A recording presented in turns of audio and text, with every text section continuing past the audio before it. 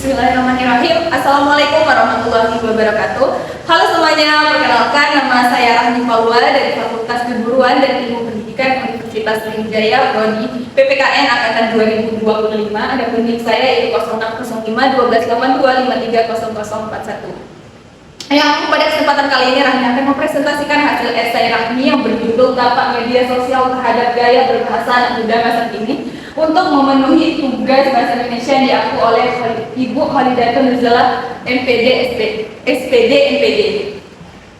Lanjut kita akan masuk ke pendahuluan. Kalian pernah tidak berpikir bahwa kita lebih sering menggunakan bahasa gaul seperti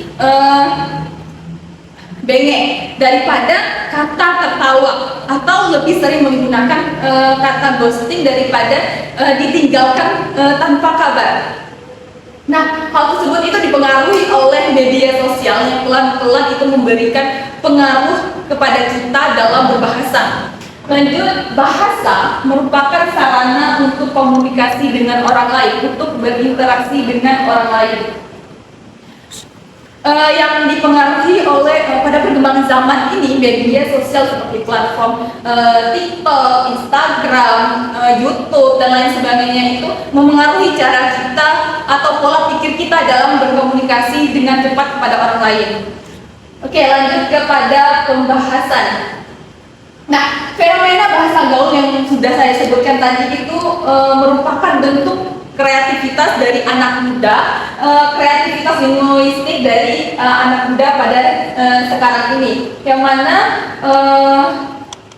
munculnya istilah baru, singkatan, plesetan, dan serapan dari bahasa asing. Contohnya itu ada 4 yang saya ambil, itu kata lol, yang itu sebenarnya artinya itu tertawa secara terbahak-bahak, namun sering diartikan itu berdasarkan negatif atau bahasa tololnya.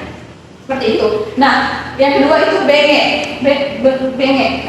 Nah, secara medis itu merupakan kondisi sesak napas. Nah, namun dalam ranah lainnya bahwa kata ini tuh ungkapan tertawa sampai sesak napas. Yang ketiga itu ada ghosting, menghilang tanpa kabar layaknya seperti hantu. Nah, yang terakhir itu kepo. Padahal kepo ini merupakan kata rasa ingin tahu, namun di ranah kenegatifkan bahwa hal tersebut itu terlalu ikut mencampuri urusan orang lain.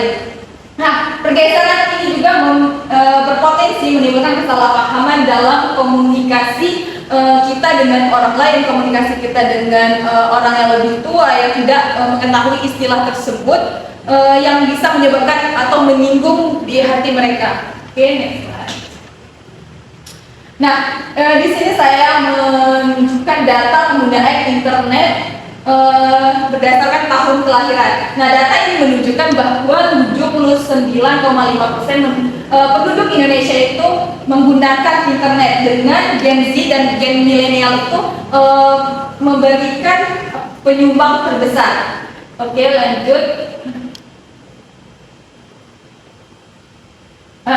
Adapun dampak positif dari penggunaan bahasa gaul ini, yang pertama itu ada kreativitas berbahasa. Nah, media sosial ini mendorong generasi muda untuk lebih kreatif, lebih mengekspresikan diri mereka melalui bahasa mereka. Yang kedua itu ada penyebaran informasi kebahasaan. Platform digital memudahkan penyebaran informasi tentang penggunaan bahasa Indonesia yang baik dan benar. Yang ketiga itu ada pembelajaran bahasa baru. Interaksi global di media sosial itu membantu memperluas wawasan kita. Lanjut, ada tantangan yang bisa kita terima atau resiko dari penggunaan bahasa gaul di sekitar kita, itu adanya penurunan kualitas kita dalam berbahasa.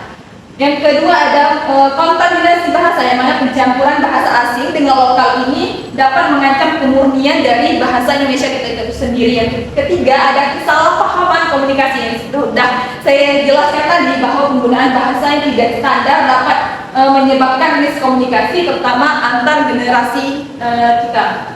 Lanjut, masih di pembahasan. Adapun strategi pelestarian bahasa agar tidak menghilangkan keaslian bahasa Indonesia itu. Yang pertama itu ada edukasi literasi digital. Kita bisa memberikan pengajaran pentingnya konteks dalam penggunaan bahasa di media sosial. Yang kedua ada promosi konten berbahasa Indonesia yang baik. Yang ketiga ada pengembangan aplikasi pembelajaran bahasa. Dengan memanfaatkan teknologi yang kita ada pada saat ini, itu membuat pembelajaran pada anak generasi itu lebih menarik agar mereka lebih bisa menggunakan bahasa Indonesia dengan baik dan benar. Oke, lanjut kita ke penutup.